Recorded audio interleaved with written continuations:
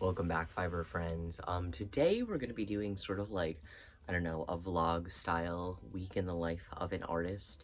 Some of my favorite people that I've subscribed to here on YouTube, Aver P specifically comes to mind.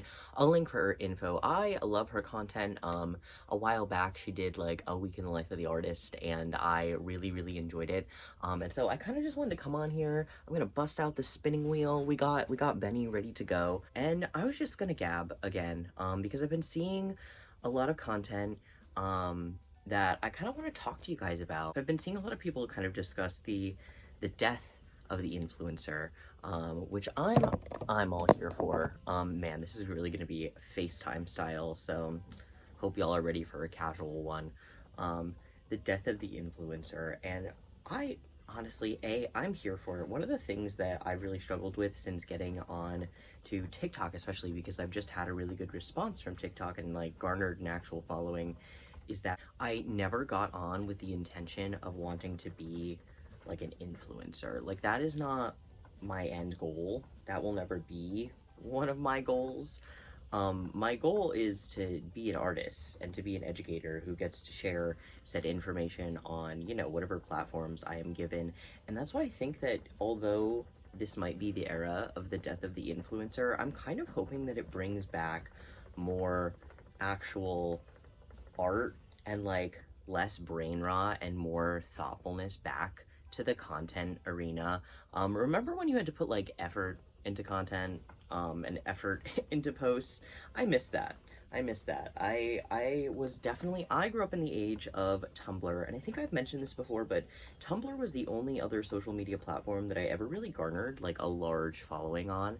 And I'm not going to expose the username that I was behind on there because like there's a good chance that some of you might recognize it. It was very big in the like queer LGBTQ Foucault Foucault 2010s to like 2015s discourse. If you were on Tumblr during that time, we probably interacted.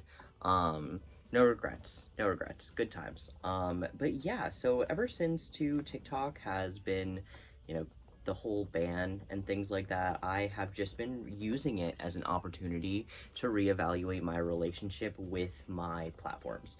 Because I do love my platforms, but I want to continue to love them. I don't want to grow to resent them. It's part of the reason that I kind of touched on it briefly last time we spoke, that I'm really not a big fan of the idea of doing my art 100% of the time. As like, much as I can like sit here and easily romanticize the idea of like waking up and just getting to do art every day, I need other activities. I need other places to go. If I'm being honest with you, my job is my main and really only source of like socializing, which I'm fine with because I'm not big on the socializing all of the time. And so personally, I really like that my job kind of affords me the ability to, you know, chat with people and talk with people. Like, that's a huge part of my job as a server, especially because I am in fine dining. The main distinction really between like a fine dining and a non like white linen or upscale experience is that a lot of the times, like as a server in other places, your job is less server and more waiter. Like, you are there to physically guide people through the menu to quickly and efficiently get them the exact food that they're looking for and want. Whereas in fine dining, it's more of like a journey. Like, I don't know, I spend a lot of my time at my job like remembering people's names and faces and things that they've told me before about their interests and what they do and yada yada yada. Kind of like a maitre d'. Something about the service industry that's really sad is we used to have maitre d's. If you don't know what a maitre d' is, what a job. I mean, that is something that I would have aspired to if you know, it was still an option. And the best servers are essentially our own maitre d's. That's just like part of the job now. It's all been kind of compacted under our titles. But yeah, I like my job. I would like to continue going to my day job. And so I've never had aspirations of being like a full-time influencer, like as a result, you know what I mean? It's always been something that I'm like, I will only accept sponsorships and collaborations with brands that I actually like and support and have the same type of ethos as myself. In many cases, that just ends up being fellow artists, and that's fine and dandy with me. That's not, I didn't get on here to get on here or TikTok or Instagram to make my bag. It's more to just, I don't know, an opportunity to share art. I wish more people would share their art.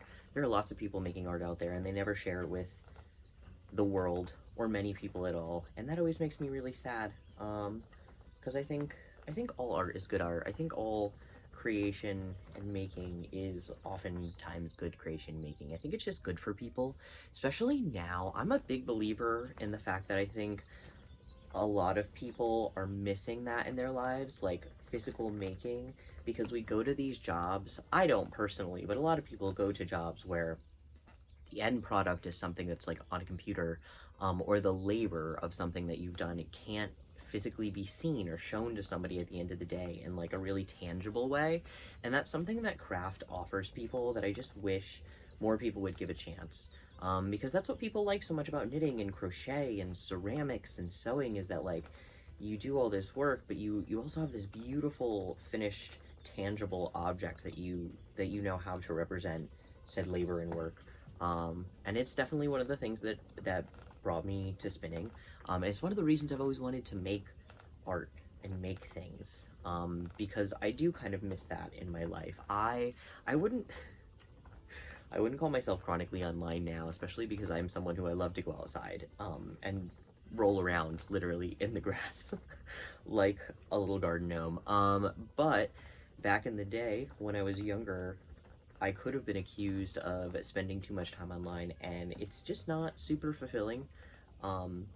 One thing though that I will say is that like there is a balance to be struck with, I think, like the tangibility of like, not the tangibility, but like the long-term ability to archive on an online platform. Because again, I feel like I touched on this again on the last episode, but that's what I really like about YouTube, is that it just feels more permanently archival to me. People can come back and reference whatever resource they want on the artist, i.e. myself, at any given time, whether that be my more practical how-tos or just like whatever this is. That's something that, I don't know, these are just ideas that I've been kicking around a lot lately, and I've been thinking about a lot, because I see a lot of people who are like really stressed about the end of the influencer era, but I'm not really stressed because my following is not built on influence exactly. It's, or like desire to live my life. It's just built on usually an enjoyment of my art or my knowledge. And so I just get to have theory thoughts about it and not practical life thoughts about it. It's been a week. We're having a bit of a time jump here, if I'm being honest with you, but let me catch you up. All right, so first off, we finished my big blue spin, at least for now. I just was getting a little tired of it. It's Tour de Fleece. I want to spin all of my fun Tour de Fleece fiber. So I finally took it off the Lendrum, and this is what we ended up with. So these two skeins are just traditional 3-ply skeins. I think they turned out beautifully. I haven't actually measured the wraps per inch yet, and maybe I can show you guys how I actually do that, just so you know how to do it. But this one is a chain plied version of this. So one of the bobbins ran out, so with the last like 2 bobbins of leftover singles, I turned it into a chain ply. It's 150 yards. I think it's really cool to take, this is the bigger skein, this is 178 yards, but this is 150 and this is 150, but they're plied differently, and I feel like you can see, like, this is more consistent than this yarn, which is just a reminder that, like, because people always compliment me, less here on YouTube, because I think there are a lot more like super experienced spinners here on YouTube who have way more consistent yarn than myself. Like, I don't really consider myself that consistent of a spinner, but a lot of the spinners, especially the new spinners I interact with on other platforms, especially TikTok, people are like, how do you get your yarn so smooth? And a lot of it has to do with plying and finishing, in my opinion. Like, and I think this chain plied example is such a great example of of that, you know, because when you chain ply the yarn, it generally, or like in the community, we generally accept that like chain plied yarn is going to be less consistent than a 3-ply from 3 separate bobbins. And you can look into the exact like reasoning and science behind that. I'm not always great at explaining it, but essentially a lot of it has to do with the fact that like when you're spinning yarn, there's going to be, even the most consistent spinner is going to have some kind of inconsistency, right?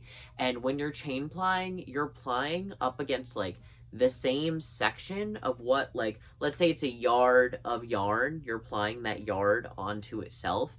And so if that's like a slightly thicker yard, you're going to have a slightly thicker section, and if you have a slightly thinner yard, you're gonna have a slightly thinner section.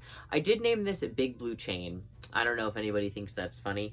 This is Big Blue Chain, and then these two are Brian's Big Blue. I'm gonna list these in the next shop update, which is gonna be on the 22nd, but it's gonna have some other yarns and things in it. At least I'm hoping. It was a tough week. I did a lot of things, but a lot of them unfortunately were not craft related, but I did manage to get some new things on the wheel, and we did get a order in the mail, so I'm going to show you guys that as well. First up, the shacked. I finally got the cotton on the shacked. I have it set to a 21-to-1 ratio. It's the single treadle, and I'm treadling for my life, at least what I consider treadling for my life. And it's still, oh my gosh, it's so difficult to put enough twist into this fiber. And I don't love, like, there's no life or bounce to, like, the string. Once it's spun, it just kind of, like, falls flat. But I'm learning, because I really, really, really want to spin this Breezy's cotton, and I want to do it semi-well. But at the end of the day, I'm learning. It's a new thing. It's a new fiber. And I'm hoping that just like many other fibers, like dog fiber, that with a little bit of time, like I'll just learn. The one that I know you saw in the corner of the video, and you probably have more questions about, is this. So this is going to be our gradient spin. This is going to be chain plied. It is a Rambouillet silk blend 80/20. It's from Fossil Fibers. It is part of their Tour de Fleece Fruits and Roots series. So this is Citrus Serenade. Obviously, I've started the orange. We're getting to the yellow. We'll get to the green and the orange part down here. It's a 4-ounce braid. And then I also have a 4-ounce braid of the Beetroot Bop, which I'm super excited to spin. Spinning this is making me want to spin that one into a gradient, but I really think I'm going to stick with my original game plan and turn that one into a fractal and this one into a gradient, just so I have one of each. And I'm really happy with the way this is turning out so far. I do think that there's, like, you have to be really careful about consistency when it comes to, again, like, you know you're going to chain ply it, so you want to make it as consistent as possible. I am trying to spin it in a way that lets a little air into it, because I don't want this to be a true worsted spin for a number of reasons. Because this is comb top, so I just don't love like worsted style yarns for most projects. There are certain projects, if I was doing an outerwear project, I might consider it, but for like the use and the end product that I'm imagining for this yarn, I don't want it too worsted, and so I want to let a little air into the spin. So I have been spinning it supported long draw, because that's my go-to anyway. It's what I'm comfortable doing. Once I got into kind of a rhythm with the silk and the Rambouillet too, it really wasn't as difficult as I thought it was going to be. Although all the Rambouillet that I get from Fossil Fibers is just a pleasure to spin. You know, Rambouillet is not always the easiest fiber to find in a pleasurable format. Sometimes it can be a little wily, especially if it's on the shorter side. So I've been really enjoying this spin. More than I thought I was going to, especially with the silk. But that's another reason I wanted to add some air into this, because silk has a tendency to kind of like get a little heavy and drapey. Again, that is just silk's nature, and so I kind of do want to combat that a little bit by, again, adding a little bit more air into the spin by kind of drafting it in a woolen way, and just kind of, I'm gonna thwack the ever-living hell out of it. That's also gonna help with the evenness. So finishing cannot be understated when it comes to trying to get like a really, really even yarn, if that's your end goal. If you're not super worried about like a halo popping up, there are certain situations in which you're not going to want to thwack a yarn, right? Because thwacking is going to give it a halo. It is going to add more air to the yarn. So if you're trying to make a really dense and drapey yarn, you might not want to thwack the yarn, yada, yada, yada. However, if you're going for evenness and you don't need to consider these other factors, thwack that son of a gun. Just beat it. I think that sometimes people really try to get overly, like, they overthink certain things when it comes to spinning and yarn, and I think thwacking is one of those things that people overthink. They're like, am I doing it right? And I'm like, are you hitting it against something hard? Because if you are, you're probably doing it right. Like, and you're gonna have to see, like, how much thwacking is the right amount of thwacking for you sometimes. But a lot of the times when I think I'm like, why am I still doing this? Like, why am I still beating this yarn? A lot of those yarns are honestly my most even yarns, because what's happening too is the fibers are kind of evening out along the yarn, and your twist and your tension along the yarn is also evening out. Anyway, that's my wheel and like Tour de Fleece update so far. I did get my order from the Woolery in. If you know, you might have seen it on my story on TikTok or Instagram. But I did finally order a carrying case for my DT Lendrum, and because it was an order from the Woolery, I've been wanting to order some of their silk, their Sari silk add-in, so I got it in the colorway Monet, which is like this really nice green and blue, and there's lilac and periwinkle in there a little bit.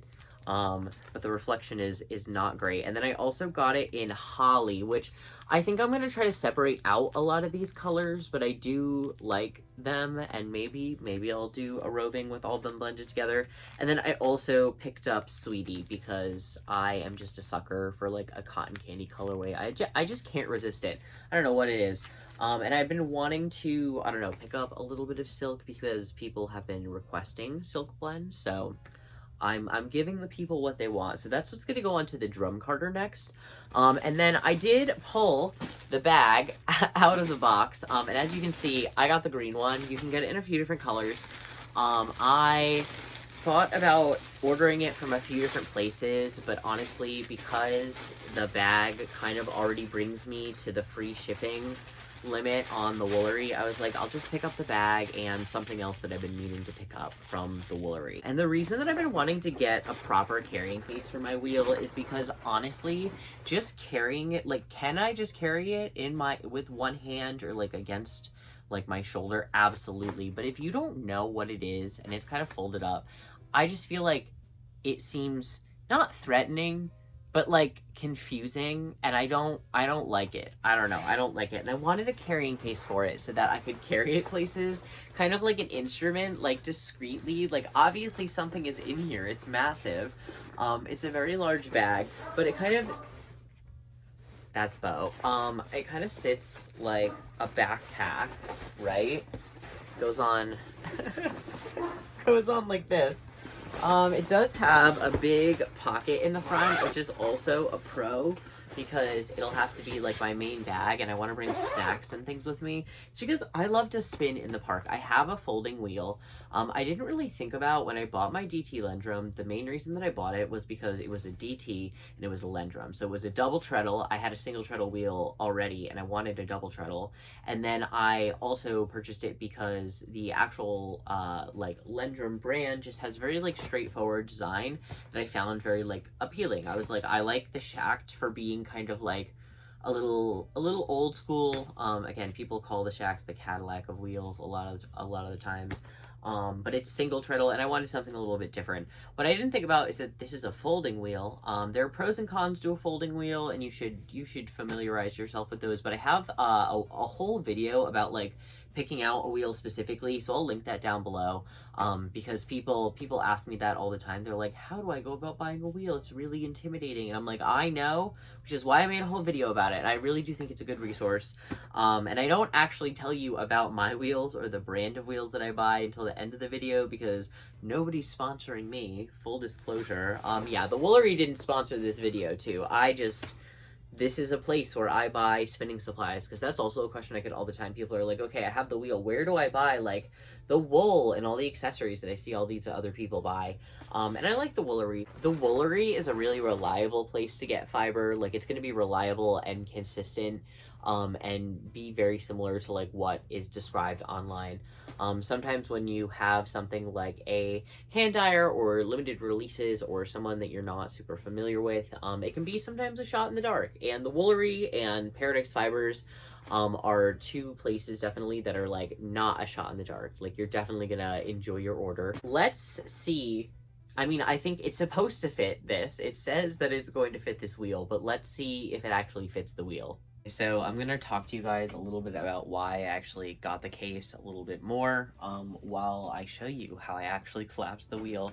So the reason I got the case is because, again, I like to spin in like public parks and things like that, and it just feels not great just like carrying it in.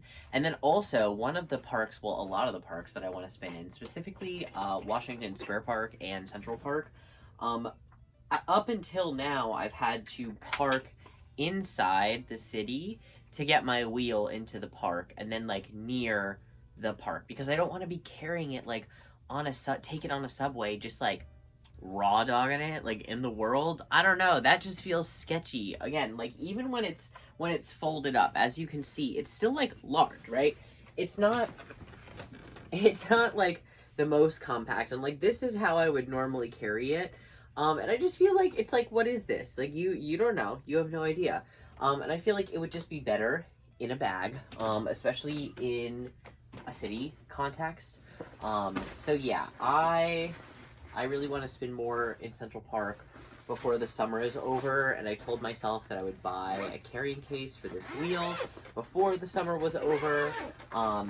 I did buy the padded version, I will admit, and I do think that it's worth it because it's got a little bit more squish. Oh, and it has another big pocket in here. Okay, 2 pockets, that's pretty good. So I could put like the spinning supplies inside, and then like snacks and etc. things like charger and like a battery pack and things like that on the outside. I feel like that could work.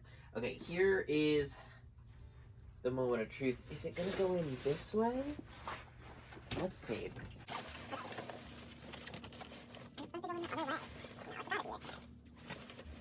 Alright, so TBH, did I think that it was gonna fit the top of it? I did. I was convinced. It doesn't. I'm not sure if it's supposed to. Maybe again, I misread the website. I guess I'll have to double check, and I'll edit in to see.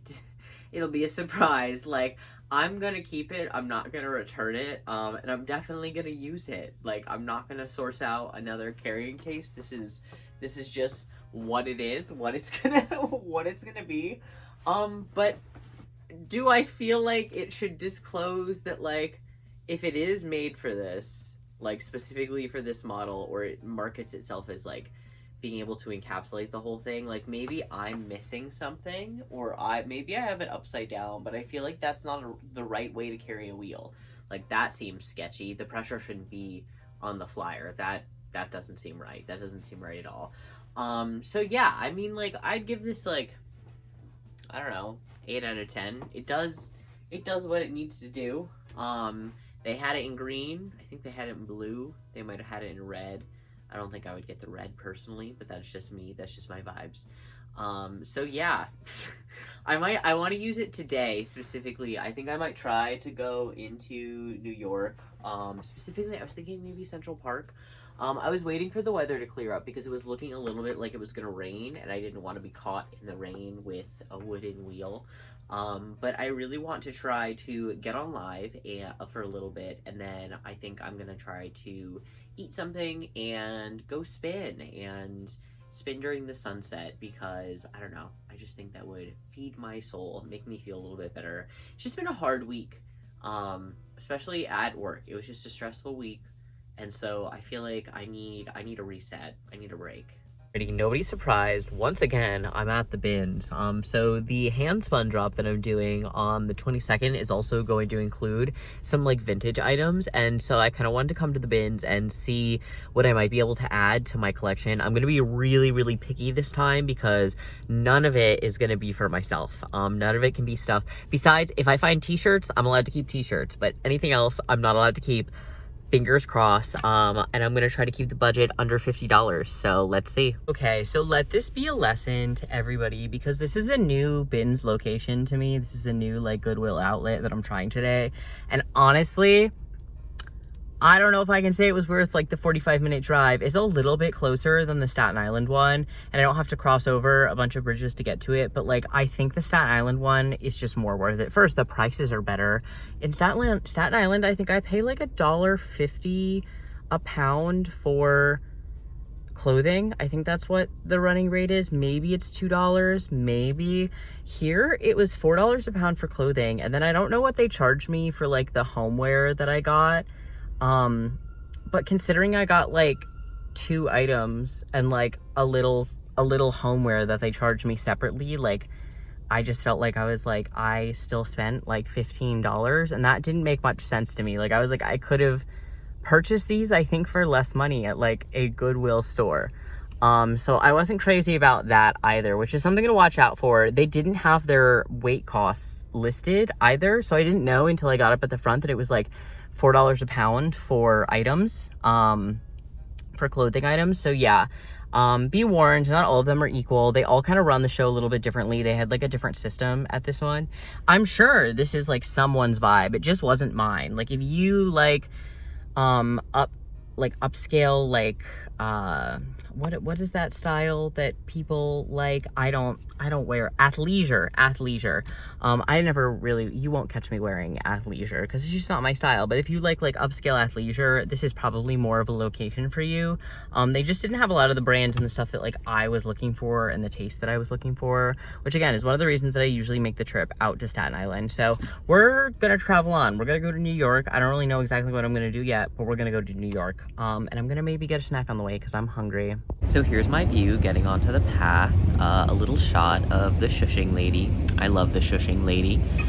Here I am getting off of the subway. We made it to Central Park. It was a really nice day. It was brutally hot, but there were lots of people out.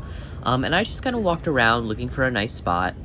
I ended up settling on a spot by the lake just because it was a lot cooler and there were a lot more shaded areas over here. And then we got to spinning. I think I had a really good long test run of the Woolery bag, and if I have to be honest with you, I think I would adjust my rating a little bit. I think we're gonna have to give this one like, I'm gonna generously give it a 6.8, maybe a 7 out of 10. The straps are not very comfy. I'm definitely gonna have to add something to make them comfier. But here's a little shot of a rat that I saw just to end this podcast the right way. Thank you so much for watching, as always. And if you want to go check out my shop and my other links, go look below. Thanks for coming on my trip, guys.